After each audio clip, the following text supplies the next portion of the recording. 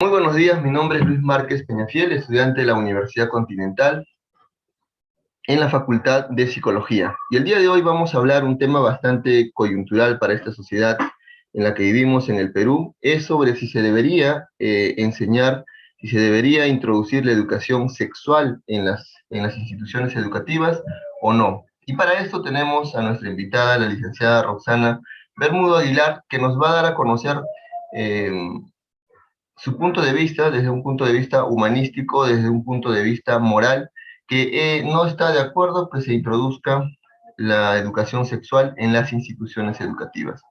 Damos la bienvenida entonces a la licenciada Roxana Bermudo Aguilar. Roxana Bermudo, muy buenos días.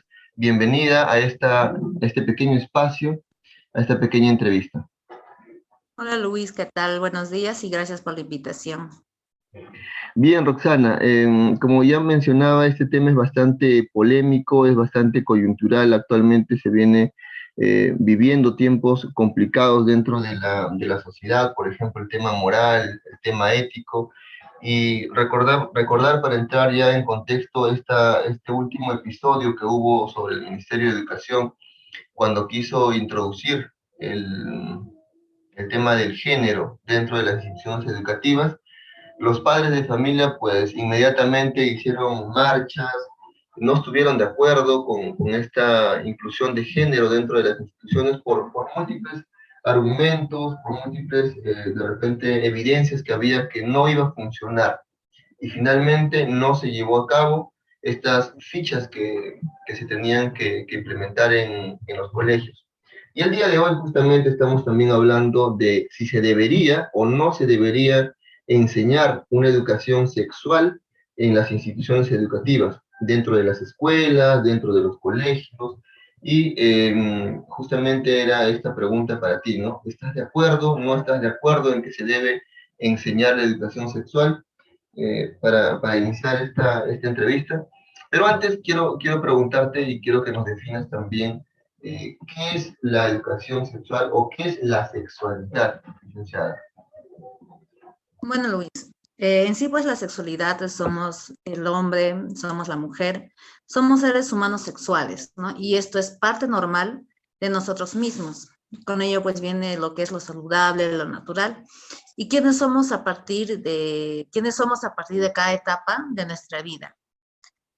También la sexualidad pues es el comportamiento, el género de cada uno de nosotros y también nuestra parte funcional de nuestro cuerpo, Luis. Ok, sí, es verdad, la sexualidad es parte del ser humano y justamente como es parte del ser humano, actualmente en el 2022 se dan más de 30.000 embarazos en adolescentes, que son datos estadísticos del MINSA.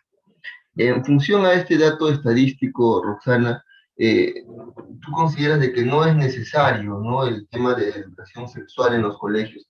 Entonces, ¿de qué forma prevenir estos 30.000 embarazos en adolescentes, que ciertamente es bastante alarmante? Bueno, no es tanto que no se esté de acuerdo, ¿no? Hablar de la educación sexual con los jóvenes en sí es saludable, pero sin embargo vayamos a ver de qué manera incluso estamos introduciendo los conocimientos a ellos, ¿no? La responsabilidad de una sexualidad. Y en sí, pues la responsabilidad, a quienes recae principalmente hablar de estos temas y sin ser tabú, somos los padres quienes deberíamos primero orientar a nuestros hijos, porque si bien es cierto, pues cuando una persona ajena o extraña habla de la sexualidad a nuestros hijos, lo puede hacer de una manera tal y como cual ellos podrían verlo, de que no hay nada de malo, pero vayamos a ver, como acabas de mencionar, de que hoy en día muchas adolescentes están saliendo embarazadas, entonces ahí sería la pregunta, ¿qué estamos haciendo? No solamente los padres, ¿no? También, sino la sociedad, para poder prevenir este tipo de situaciones que sí pues está en nuestros adolescentes y sobre todo en las mujercitas. Claro, entonces, Roxana, ¿tú consideras de que el trabajo netamente o la responsabilidad es de los padres de familia? Exacto. No solamente es poderles dar techo, comida y educación, lo que es educación escolar, ¿no? Sino también educación sexual. ¿Y de qué manera lo hacemos? Entonces, de ahí debería entrar a tallar incluso lo que son las escuelas para padres, charlas, talleres para poder orientarlos a los padres y cómo ellos deberían inculcar a sus hijos para que puedan tener incluso ellos un conocimiento mucho más amplio. Claro, claro. Bien, el hecho de, por ejemplo, que mencionas los talleres de padres, justamente el Ministerio de Educación evalúa estas alternativas y más en los ámbitos rurales, ¿no? Por ejemplo, en los ámbitos rurales se ve con mucha frecuencia los embarazos en adolescentes, también en los ámbitos urbanos se ve los embarazos en adolescentes. Sin embargo, el hecho de, por ejemplo, de dar los talleres para padres, sabemos y conocemos de que no se da a un 100%, porque los papás, en primer lugar, trabajan, por ahí no hay mucho tiempo, o de pronto tienen otras obligaciones, y estos talleres son como que solamente eh, parte de la educación, pero no lo cumplimos. Entonces, justamente el Ministerio de Salud, MINSA, conjuntamente con el Ministerio de Educación, hace los talleres ya directamente a los estudiantes.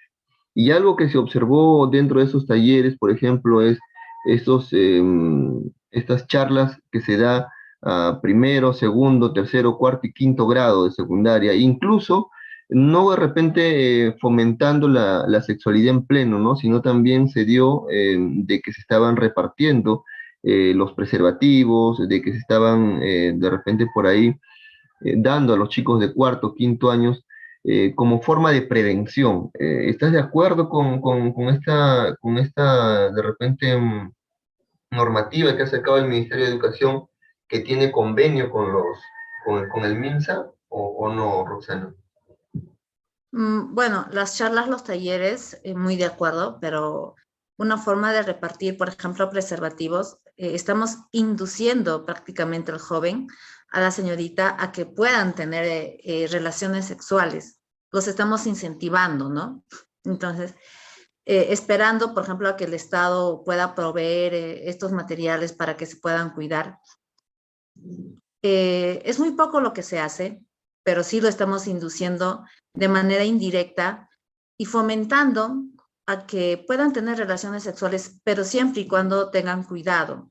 Entonces yo la verdad, como mencionaste desde un inicio, Luis, la verdad no estoy de acuerdo con que se les pueda repartir a nuestros jóvenes lo que son los preservativos, porque te mencioné, estamos induciéndolos indirectamente a que puedan practicar a tener relaciones sexuales, cosa que más adelante incluso pues hacen que tengamos jóvenes lamentablemente incluso promiscuos.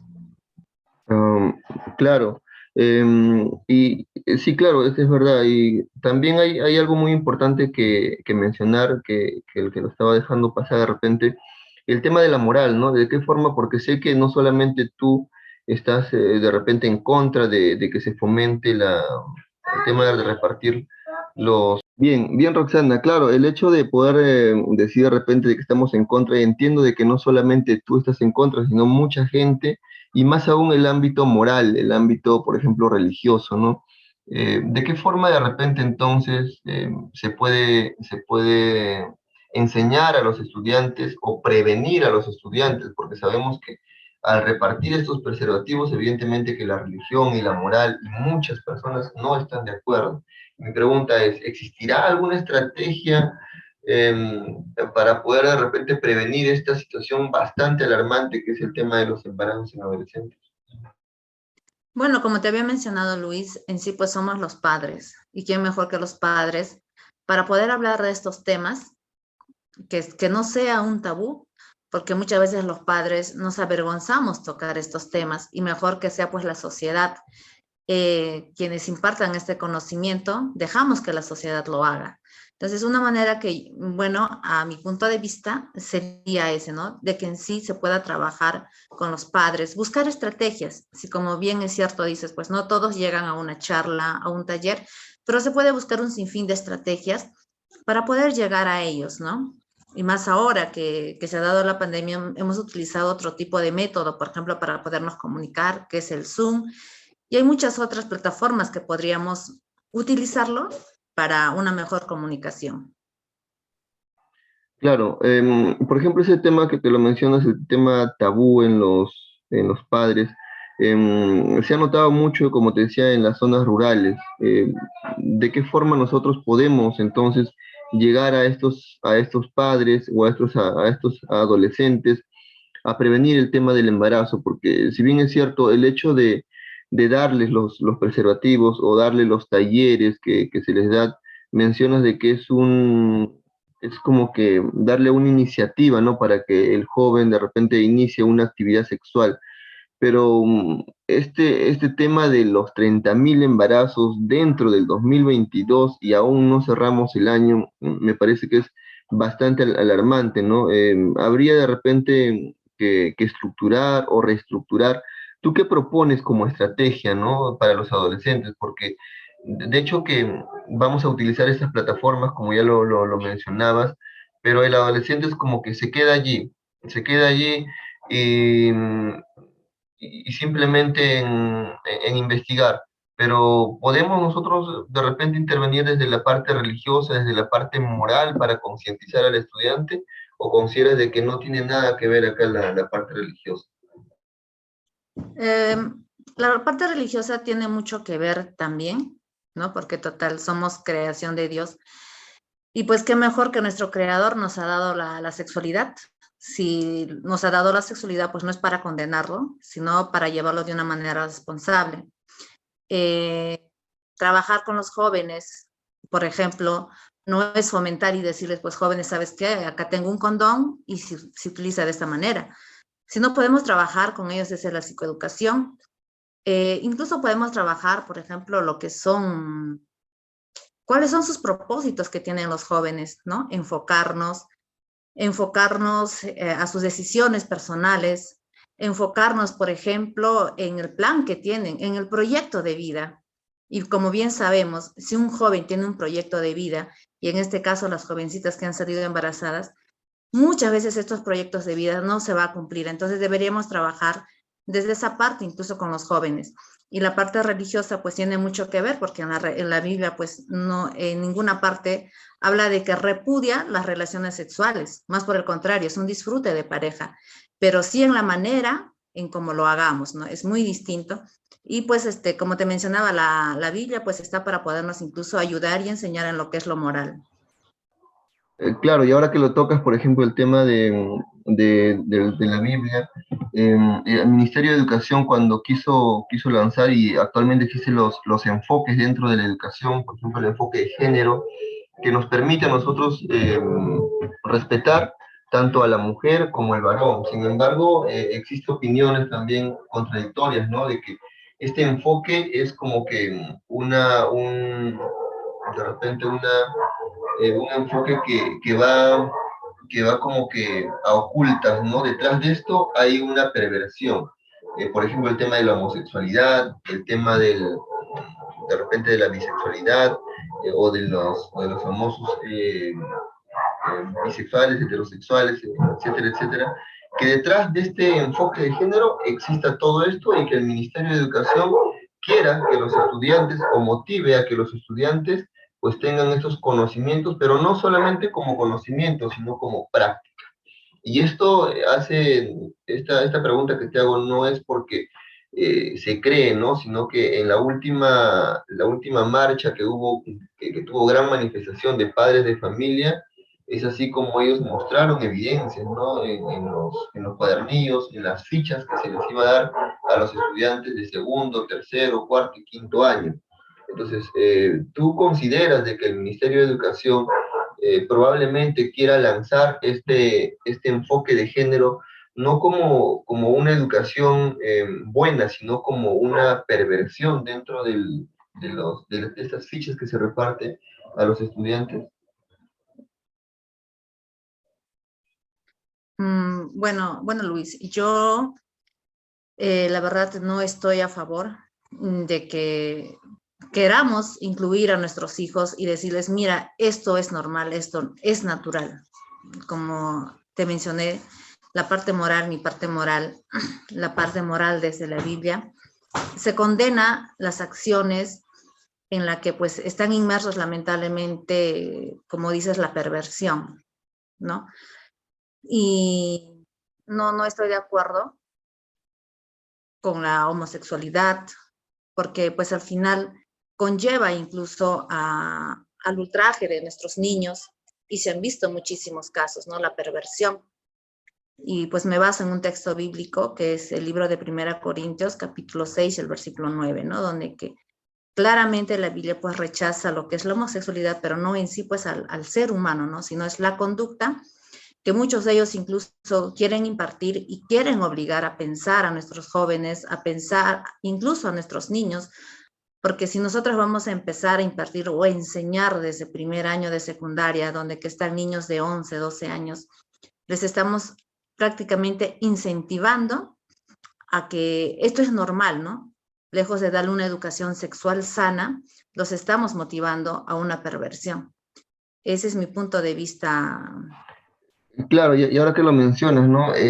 Una sexualidad sana, ¿qué sería una sexualidad sana para los estudiantes? ¿A qué edad de pronto se les podría mencionar esos temas sexuales, ¿no? Porque sabemos que hoy en día los chicos, los adolescentes, a la edad de 10, 11, 12 años, tienen, por ejemplo, el Internet, tienen distintas aplicaciones que ellos investigan, ¿no? Entonces, son edades bastante cortas, que ellos ya tienen interrogantes, tienen preguntas. ¿Se podría de repente mencionar alguna edad específica para poder hablar esos temas con ellos?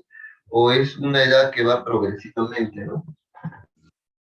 Bueno, como sabemos, pues nuestra sexualidad entra a partir, por ejemplo, nuestras hormonas cambiantes entran a partir de la adolescencia, ¿no? Entonces, eh, no hay una etapa, no hay una edad donde podamos decir desde tal edad podemos hablar de estos temas. Cuanto más cortos, más jóvenes, incluso desde niños, se les habla de lo que son la sexualidad, ¿no? Por ejemplo, desde muy pequeños, hablar con nuestros hijos y mencionarles, ¿no? Qué hacer, cómo reaccionar frente a alguien que toca sus partes íntimas, cómo hablar incluso con ellos, ¿no? No hay una edad específica, Luis, para mencionar que llega la adolescencia, más por el contrario. Cuanto más pequeños hablemos con nuestros hijos, estarán mejor capacitados cuando lleguen a una edad donde alguien, en este caso, les proponga algo indecente, o incluso cuando quiera alguien hacerles tocamientos indebidos, ya están preparados. Entonces, como te puedo mencionar, pues desde desde una edad corta para poder hablar con ellos. Bien, Roxana. En realidad ya estamos llegando al final de nuestra entrevista, bastante interesante tu punto de vista. Y finalmente, para ya culminar, te pediría de repente que nos des algunas palabras, ¿no? Para los padres de familia que nos están de repente viendo o van a visualizar este video. También para los adolescentes que están o van a visualizar este video. ¿Alguna recomendación, algún consejo de pronto por el tema de la educación sexual? Bueno, el consejo sería para los padres de familia de que vean a sus hijos como algo precioso, algo valioso a sus ojos de ellos, ¿no? Entonces, qué mejor entregarles a nuestros hijos, si bien es cierto, tenemos una sociedad sumamente corrompida, pero la idea no es poder enfocarnos solamente en lo que es el trabajo, sino también en la parte moral. A poder hablar con ellos de manera continua, buscar tiempo para darles, pero tiempo de calidad, no tiempo de lo que nos sobra, para poder hablar de estos temas tan importantes. En cuanto a los jóvenes, enfocarse en primer lugar en sus proyectos de vida, qué es lo que ellos quieren a futuro. Si bien es cierto, pues el sexo, todo va a llegar a cierta edad, pero debemos enfocarnos primero en nuestras metas. Y mediante esas metas que podamos tener y cumplirlas, va a ser mucho más fácil, incluso va a ser llevadero la situación, la vida que podamos tener dentro del hogar, dentro de la familia, y lo que pues se practica, ¿no? En sí, pues las relaciones sexuales, no hay nada mejor y sano que lo que tengas, pues, estar con tu esposo, con tu pareja.